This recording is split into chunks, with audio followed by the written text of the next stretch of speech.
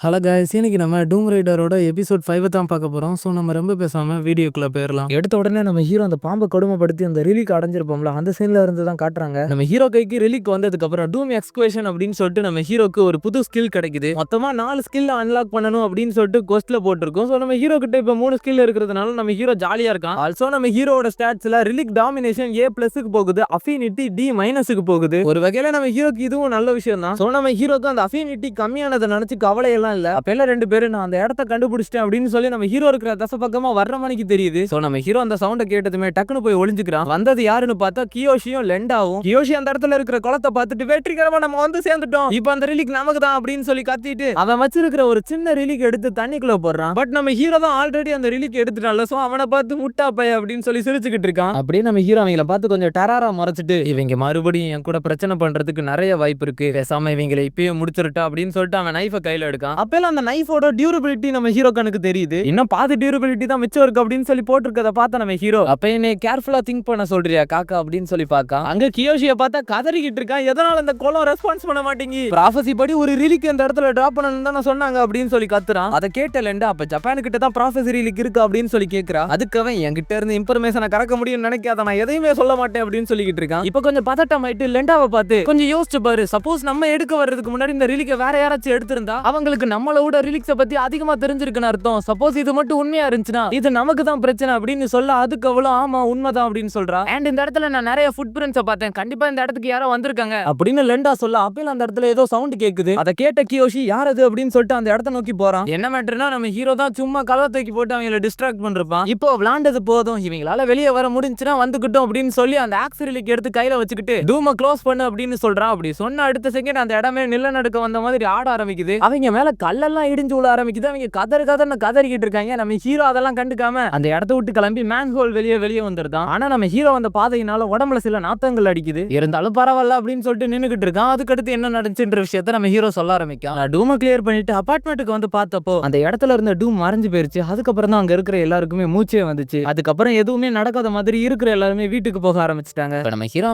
அபார்ட்மெண்ட்டை நோக்கி நடந்து போய்கிட்டு இருக்கல, நம்ம ஹீரோட ரூம்மேட் நம்ம ஹீரோவை பார்த்துட்டு அந்த டூம் மறைஞ்சு போயிருச்சு அப்படின்னு சொல்றான். அதை கேட்டு நம்ம ஹீரோ பெருசா ரியாக்ட் பண்ணாம நல்ல விஷயம் தான், வா போய் சாப்பிடலாம் அப்படின்னு சொல்லி கூட்டு போறான். அதுக்காக என்ன டியூட் கூலா இருக்க, உண்மையிலே இந்த இடம் சேஃப் தானா அப்படின்னு சொல்லிட்டு கதறிக்கிட்டு இருக்கான். அப்படியே சீன் கட் ஆகுது. கியோஷியை காட்டுறாங்க. அவங்க ஊர்ல இருந்து புதுசா ஒரு ப்ராஃபசி வந்திருக்குன்னு கால் பண்ணி சொல்றாங்க. ஏதோ கொரியாவை சேர்ந்த ஒருத்தனால நமக்கு பிரச்சனை வரப்போகுது அப்படின்னு சொல்லி. அதை கேட்ட கியோஷி என்னடா பேசிக்கிட்டு இருக்கீங்க, அவன் ரிலீக் ஆட்டையவே போட்டுட்டு போயிட்டான்டா, புயல் அடிச்சு ஓஞ்சதுக்கு அப்புறம் இந்த மாதிரி ஒரு இம்பார்ட்டன்டான விஷயத்தை என்கிட்ட சொன்னீங்கன்னா நான் என்ன பண்ண முடியும் அப்படின்னு சொல்லி கேட்கான். அதுக்கு அந்த கால்ல பேசிக்கிட்டு இருந்தவங்க இதை கண்டுபிடிக்கிறதுக்கு எங்களுக்கு நிறைய நேரம் டைம் ஆயிருச்சு, உங்களுக்கே தெரியும் ஃபியூச்சர் கேட் ரிலீக் யார் யூஸ் பண்றான்னு சொல்லி, அப்படி இருக்கல நாங்க என்ன பண்ண முடியும் அப்படின்னு சொல்லிட்டு அவங்களே கையை விரிக்காங்க. அதை கேட்டவன் அப்ப அந்த பொண்ணு மறுபடியும் காஞ்சியை ரீட் பண்ணல அப்படின்னு சொல்லிட்டு கத்திக்கிட்டு இருக்கான். போன்ல பேசிக்கிட்டு இருக்கவன் என்ன சார் பண்றது, இந்த காலத்து குழந்தைகளே அப்படித்தான் இருக்காங்க அப்படின்னு சொல்றான். இப்படி காமெடியா பேசிக்கிட்டு இருந்தவன் கொஞ்சம் சீரியஸ் ஆயிட்டு கியோஷியை பார்த்து இன்னைக்கு நடந்த பிரச்சனையை மறுபடியும் நடக்க விடாம நாங்க பாத்துக்கிறோம், ஆல்சோ நீங்களும் கொஞ்சம் கேர்ஃபுல்லா இருங்க, அந்த புதுசா நமக்கு பிரச்சனை கொடுத்த பையனை பத்தி ஃபியூச்சரை சொல்லல மட்டும் அந்த ஃபியூச்சர் கேட் கொடுக்குற பதில் எல்லாமே கொஞ்சம் ஸ்ட்ரேஞ்சா இருக்கு அப்படின்னு கியோஷி கிட்ட பேசின ஒரு மொத்த விஷயத்தையும் சொன்னதும் அவனோட மூஞ்சே மாறி போயிருது. அப்படியே சீனை கட் பண்ணி நம்ம ஹீரோவோட அபார்ட்மெண்ட்டை காட்டுறாங்க. அங்க நம்ம ஹீரோ ஜாலியா கூல் ட்ரிங்க் குடிச்சிட்டு இன்டர்நெட்ல ஏதாச்சும் யூஸ்ஃபுல்லான இன்ஃபர்மேஷன் கிடைக்குமா அப்படின்னு சொல்லி செக் பண்ணி பார்த்துக்கிட்டு இருக்கான். லிங்குவிஸ்டிக் ஸ்கில்ல யூஸ் பண்ணி இருக்கிற எல்லா லாங்குவேஜையும் புரிஞ்சுக்க முடியும்ன்றதுனால நம்ம ஹீரோக்கு இது கொஞ்சம் ஈஸியா இருக்கு. பட் பெருசா எந்த ஒரு தகவலும் கிடைக்கல. அப்புறம் அந்த TKBM அந்த CEO என்ன பிளான் பண்றாங்கன்ற விஷயத்த நான் தெரிஞ்சுக்கணும் அப்படின்னு சொல்லி யோசிச்சுட்டு ரொம்ப தீவிரமா தகவலை தேடிக்கிட்டு இருக்கா. இப்படி நம்ம ஹீரோ தீவிரமா பிரவுஸ் பண்றத பார்த்து அவனோட ரூம்மேட் அதுல போட்டிருக்க விஷயங்கள்லாம் உனக்கு புரியுதா என்ன அப்படின்னு சொல்லிட்டு கேட்க, ஆமா புரியுது, உனக்கு நான் ரீட் பண்ணி காமிக்கணுமா அப்படின்னு சொல்லிட்டு நம்ம ஹீரோ கேட்க, இல்ல வேணாம்ப்பா அப்படின்னு சொல்லி அவன் விட்டுருதான். அப்ப எல்லாம் நம்ம ஹீரோ இவனுக்கு ஏதாச்சும் தகவல் தெரிஞ்சிருக்க வாய்ப்பு இருக்கு அப்படின்னு சொல்லிட்டு அவன் கிட்ட கேட்க ஆரம்பிக்கான். இந்த TKBM கம்பெனியை பத்தி ஏதாச்சும் நியூஸ் ரீசெண்டா வெளிய வந்துச்சா, எனக்கு அந்த கம்பெனியோட CEO பத்தி தெரிஞ்சுக்கணும் அப்படின்னு சொல்லிட்டு நம்ம ஹீரோ கேட்க, அதுக்கு அவன் உனக்கு எதுக்கு அந்த இன்ஃபர்மேஷன் தேவைப்படுது, ஐ மீன் நான் தப்பா எதுவும் சொல்லணும்னு நினைக்கல, இப்போ நீ ஒரு ஜாபுக்காக அந்த கம்பெனிக்கு போக போறனா எப்படி அவ்வளவு பெரிய கார்ப்பரேட் கம்பெனில இருக்கிற CEO ஒரு வேலை செய்ய வர்றவன அதுவும் புதுசா கம்பெனில ஜாயின் ஆகணும்னு நினைக்கிறவனை எப்படி மீட் பண்ணுவாருன்னு நீ நினைக்க அப்படின்னு சொல்லிட்டு அவன் கேட்க, அதை கேட்ட நம்ம ஹீரோ ரைட் உடே அப்படின்னு சொல்லி திரும்பிக்கிறான். அப்பெல்லாம் நம்ம ஹீரோக்கு சடனா ஒரு ஐடியா ஸ்ட்ரைக் ஆகுது. என்ன மேட்டர்னா அந்த பார்க்கோட ஆர்ட் கேலரியில அவன் கூட சேர்ந்து நிறைய அல்லக்க இங்க சுத்திக்கிட்டு இருந்திருப்பாங்க. அவங்களை யூஸ் பண்ணி நம்ம ஹீரோவால இன்ஃபர்மேஷனை கலெக்ட் பண்ண முடியும். இப்படி வெட்டியா உட்காந்து ப்ரௌஸ் பண்ணிக்கிட்டு இருந்தா கண்டிப்பா நம்ம ஹீரோவால எந்த ஒரு இன்ஃபர்மேஷனையும் கலெக்ட் பண்ண முடியாதுன்ற விஷயத்தை நம்ம ஹீரோ புரிஞ்சுக்கிறான். அப்படியே இப்ப சீன் கட் ஆகுது. அந்த பார்க்கோட அல்லக்க இங்க பக்கம் இப்ப அவங்களோட பாசா இருந்த அந்த பார்க்கும் இல்ல, அந்த ஆர்ட் கேலரியை ஓன் பண்ணிருந்த அந்த அக்காவும் இல்ல. இது எல்லாத்துக்குமே காரணம் நம்ம ஹீரோ தான் அப்படின்னு சொல்லி நம்ம ஹீரோவை கண்ணா பின்னான்னு கழுவி ஊத்திக்கிட்டு இருக்காங்க. அங்க இருந்த மஞ்ச முடிக்காரன் ஒருத்தன் அந்த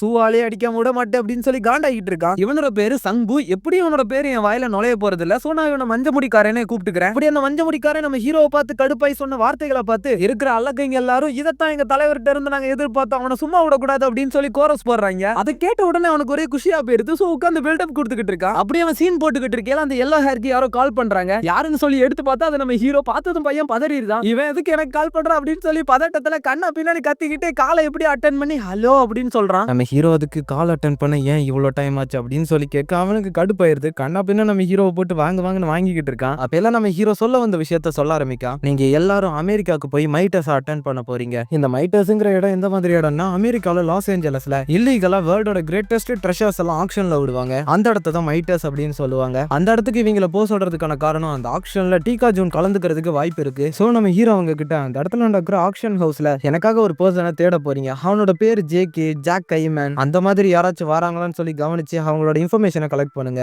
எதனால நம்ம ஹீரோ ஜேகேன்னு மென்ஷன் பண்றானா அந்த டீகா ஜூன் எல்லா இடத்துலயும் அவனோட ஒரிஜினல் பேரை யூஸ் பண்ண மாட்டான். அவனோட சீக்ரெட் நேம் தான் ஜாக் கைமன். கண்டிப்பா ஆக்ஷன் ஹவுஸ்ல இந்த நேம் தான் யூஸ் பண்றான்னு சொல்லிட்டு நம்ம ஹீரோ சொல்றான். இப்போ நம்ம ஹீரோ அவங்க கிட்ட அந்த ஆக்ஷன் ஹவுஸ்ல அந்த மாதிரி பேர் கொண்ட எந்த ஒரு பர்சனும் இல்லைன்னா ஜஸ்ட் என்கிட்ட இன்ஃபார்ம் பண்ணிருங்க. சப்போஸ் அப்படி இன்ஃபார்ம் பண்ணாம என்கிட்ட ராங் இன்ஃபர்மேஷனை கொடுத்தீங்கன்னா கண்டிப்பா நான் உங்களை கொண்டு போட்டுருவேன். அண்ட் கவலைப்படாதீங்க, நீங்க பண்ண போற வேலைக்கு கண்டிப்பா நான் காசு பே பண்ணுவேன். அதனால வேலையை கரெக்டா முடிச்சிருங்க அப்படின்னு நம்ம ஹீரோ சொல்ல அதை கேட்டு அவங்களுக்கு மூக்கு வேர்த்து போய் மூஞ்சி கீஞ்செல்லாம் ஒச்சே போட்டுருவேன். நீ மிரட்டுறதுக்கு பயப்படுறதுக்கு நான் என்ன சோக்கர்னு நினைச்சு அப்படின்னு நம்ம ஹீரோவை பார்த்து தெனாவட்டா பேச நம்ம ஹீரோ அதுக்கு ரொம்ப கேஷுவலா ரைட் அப்படின்னா எனக்கு கொஞ்சம் காசு மிச்சம், இப்போ நான் உங்களை வேலை பாருங்க சார் அப்படின்னு சொல்லி ரெக்வஸ்ட் பண்ணல, நீங்க வேலை பார்த்து தான் ஆகணும்னு சொல்லி ஆர்டர் போடுறேன். நீங்க கண்டிப்பா மை டெஸ்ட்க்கு போய் தான் ஆகணும். சப்போஸ் நீங்க மட்டும் அப்படி போகாம விட்டுட்டீங்கன்னு வச்சுக்கோங்களேன், நான் உங்களை தேடி கண்டுபிடிப்பேன், ஆனா கொல்ல மாட்டேன். உங்களோட கான்சியஸை இழந்து நீங்க மொத்தமா அழியிற வரைக்கும் கொடுமைப்படுத்துவேன் அப்படின்னு சொல்லி நம்ம ஹீரோ கொஞ்சம் கொடூரமா மிரட்டுறான். இதை கேட்ட அந்த மஞ்ச முடி வாக்கானுக்கு மனசுல உயிர் இல்ல. அவன் விரைச்சு போய் ஸ்டன் ஆகி ஃப்ரீஸ் ஆகி என்ன சொல்றதுன்னு தெரியாம நின்னுகிட்டு இருக்கேல நம்ம ஹீரோ. ரைட், நீங்க மௌனமா இருக்கீரே புரியுது, மௌனம் சமதரத்திற்கு அர்த்தம். அதனால மிச்ச டீடைல்ஸ் எல்லாம் உங்களுக்கு பெற அனுப்பி விடுறேன் அப்படின்னு சொல்லிட்டு டக்குன்னு காலை கட் பண்ணிருந்தா அவங்க பேச வரதுக்கு முன்னாடி. ரைட்,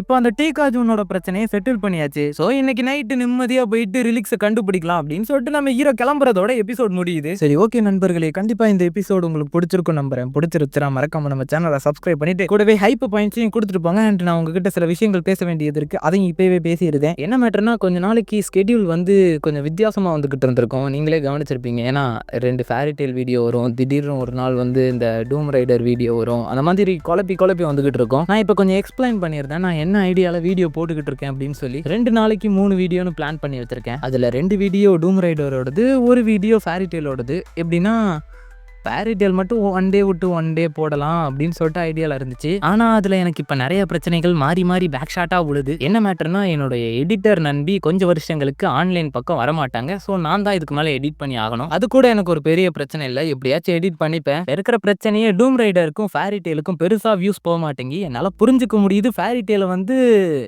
ஆல்ரெடி நிறைய பேர் ஃபஸ்ட்டு 10 எபிசோட்ஸ் கிட்ட எக்ஸ்பிளைன் பண்ணிருக்காங்க. ஸோ அது வரைக்கும் நீங்கள் பார்க்க மாட்டீங்க, அதுக்கப்புறம் அதை கூட பார்த்துருவீங்கன்னு எனக்கு நம்பிக்கை இருக்குது. ஆனால் இந்த டூம் ரைடரை நானே ஒரு 3 வாட்டி 10 எபிசோடு கிட்ட அப்லோட் பண்ணி விட்டுருப்பேன். ஆனால் இந்த வாட்டி நான் எக்ஸ்பிளைன் பண்ணல, நிறைய சாப்டரில் நிறைய சீனை கொஞ்சம் ஷார்ட் பண்ணி தான் போடுறேன். இன்னொரு 2 சாப்டருக்குள்ளே நம்ம ஆல்ரெடி பார்த்த சாப்டர்ஸ் எல்லாம் தாண்டிடுவோம். இப்போ நான் ஏன் உங்ககிட்ட இந்த விஷயங்கள் எல்லாம் சொல்லிக்கிட்டு இருக்கேன்னா, சேனல் டவுனில் போயிடும் இப்படியே வியூஸ் ட்ராப் ஆகிக்கிட்டு இருந்துச்சுன்னா. அதனால் உங்களால் முடிஞ்சால் கொஞ்சம் பேருக்கு ஷேர் பண்ணி விடுங்க இந்த வீடியோவை. மெயினாக ஃபேரி டெய்லும் சரி இந்த சீரீஸும் சரி அதிக எபிசோட்ஸ் போகும்.